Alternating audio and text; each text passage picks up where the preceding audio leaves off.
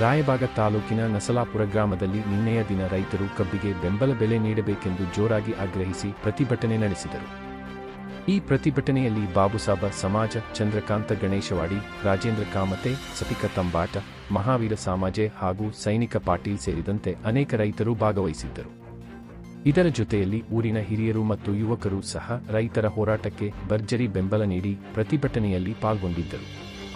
ರೈತರು ಸರ್ಕಾರವು ಶೀಘ್ರದಲ್ಲೇ ಕಬ್ಬಿನ ಬೆಂಬಲ ಬೆಲೆ ಘೋಷಿಸಬೇಕು ಎಂದು ಆಗ್ರಹಿಸಿದರು.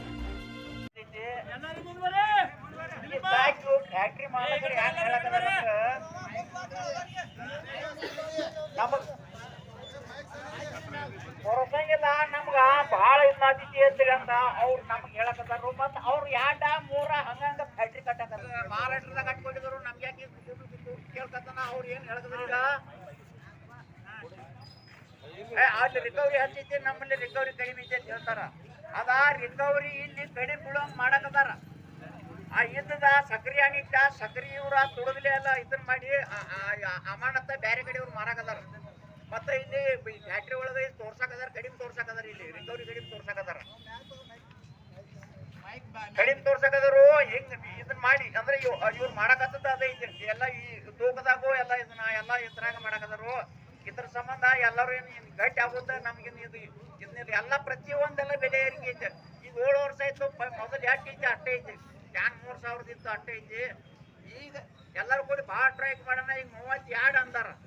ಇನ್ನು ನಾವು ಏನೋ ಗಟ್ಟಿ ಆಯ್ತು ಅಂದ್ರೆ ಎಲ್ಲ 34 ಅವ್ರು ಬರ್ತಾರೋ. ಎಲ್ಲರೂ ಗಟ್ಟಿ ಆಗಿ ಒಂದ್ ನಾವು ಚಳವಳಿ ಮಾಡ್ಬೇಕಾಗೈತಿ.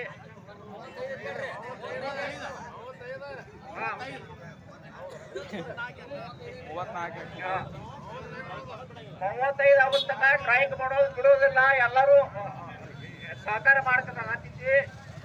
ಪ್ರತಿಯೊಬ್ರು ತಮ್ಮ ತಮ್ಮ ಕೆಲಸ ಬಿಟ್ಟು ಎಲ್ಲರೂ ಇದ್ರ ಬೆನ್ನ ಹತ್ತಕತ್ತಿದ್ವಿ.